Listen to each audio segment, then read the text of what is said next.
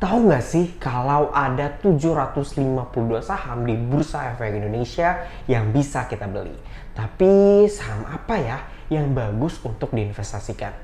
Walaupun saat ini saham menjadi instrumen investasi yang cukup populer dengan memberikan return yang tinggi, namun tak sedikit masyarakat yang merasa gagal dalam berinvestasi di pasar modal karena pengetahuan yang belum mumpuni dan jadinya asal membeli saham.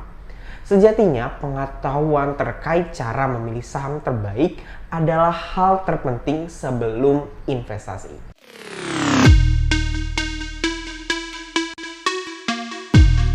Yang pertama, kenali perusahaan dan kinerjanya. Ada istilah tak kenal maka tak beli.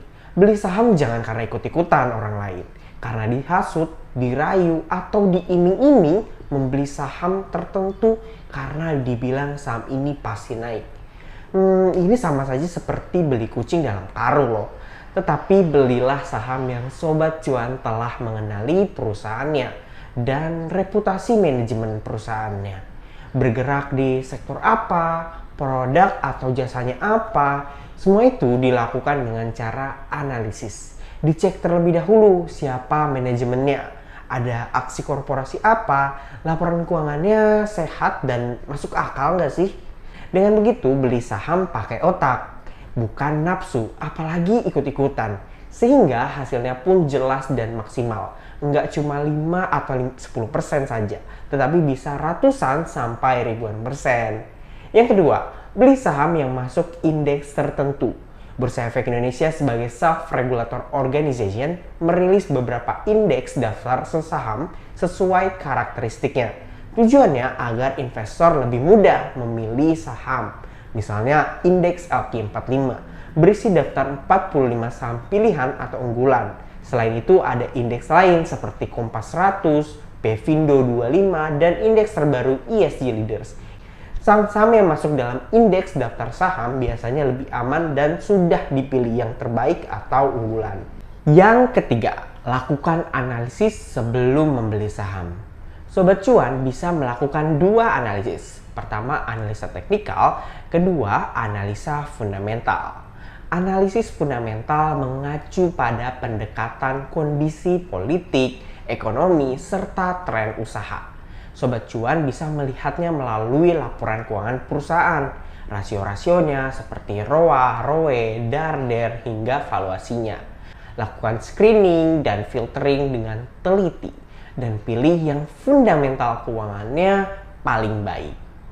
Dengan memilih perusahaan yang fundamental keuangannya baik, Sobat Cuan bisa minimalisir kerugian yang mungkin terjadi. Keuntungan yang didapat juga semakin banyak.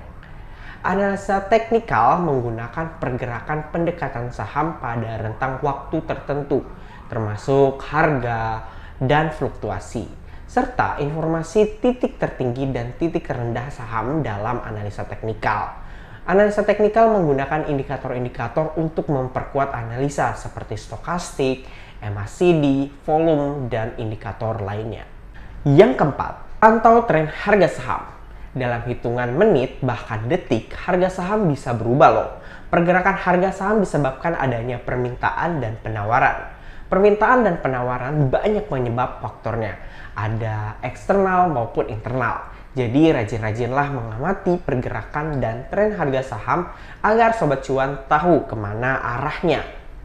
Yang kelima, hitung keuntungan dan kerugiannya. Ada beberapa saham yang dijual dengan harga 50 perak per lembarnya loh.